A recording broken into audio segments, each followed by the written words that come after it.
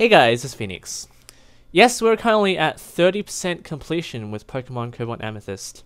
Things are going very well right now, and if you guys are still interested in joining the team, I'll leave another link to the Minecraft forum post where you guys can apply if you want to. But anyway, today's video is about item selection and collection and how they work and hidden items in Pokemon Cobalt Amethyst, because had a bit of questions about that in the comments about how they work. I'm going to speak to this guy. Zachary, and he's going to force me to walk through the tall grass, which is really bad. But nonetheless, before I get into this video, I need to ask you guys about the possibilities of having two maps, so Pokemon Cobalt and Pokemon Amethyst. While both maps will probably have the same features, I have a proposition. Perhaps both maps can have varying degrees of difficulty. So if you guys are willing or are okay with me releasing two maps, one which is easy and one which is hard, let me know in the comments. And how would you like me to vary the difficulties? Would you want me to have maybe like weaker attacks for one map and stronger attacks for the other one, or maybe like more XP gaining in one map? I don't know. Nevertheless, let's get straight through this tall grass. Let's not encounter any Pokemon. No, it's not going to be. It's not going to happen. I'm going to encounter some Pokemon. Okay, let's make a run for it. It's never going to happen, right? I'm always going to be. I'm very unlucky. Oh, it's a Basilisk. Semi-rare Pokemon. Maybe I should capture him. Maybe I shouldn't. I will. Let's see if I capture him. Oh, Master Ball. I threw a Master Ball. Obviously, I'm going to capture him. There we go. This is not what this video is about. Okay, here's a Pokeball. Now, if you recall, I actually have a video on this already, but it is greatly outdated.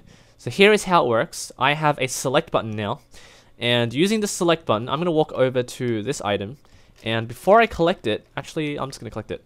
So I'm going to select it and right click, and as you can see, I have an antidote.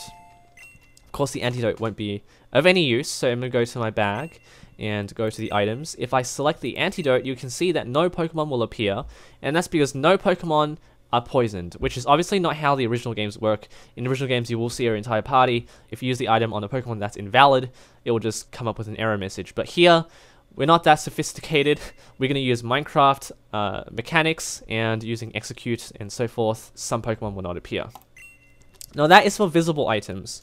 Now I happen to know that there is a hidden item here. This is a spoiler, if you guys don't mind. I hope not. If I go up here to this ledge, there is a hidden rare candy, and it is right here. I know it's there because I made the map. And if I go into spectator mode, you can see there is an armor stand. Now, if it wasn't hidden, there would be a Pokeball here. But since it is hidden, all I needed to do was wipe out the Pokeball from the grid, and you can now select it, and the rare candy will be transferred to your inventory. And if I go to my bag, you can see I now have 1,000 rare candies. Yeah, if I cheat my way through here, the game actually gives me 999. I just programmed that in. Now, what I'm going to do now is actually feint one of my Pokemon. So I'm going to set his health to 0. And if I go to my party, you can see Elarind has now fainted. Status 6, as you can see, is FNT, which means it's fainted. Now, I've just given myself a revive. I don't want to show you guys the command for that, or where an item for the revive is, because I don't want to give too many spoilers away at all. So, I'm going to go to my items and select revive. As you can see, Elarind is now a valid Pokemon that I can use revive on. If I click use, Elarind was revived.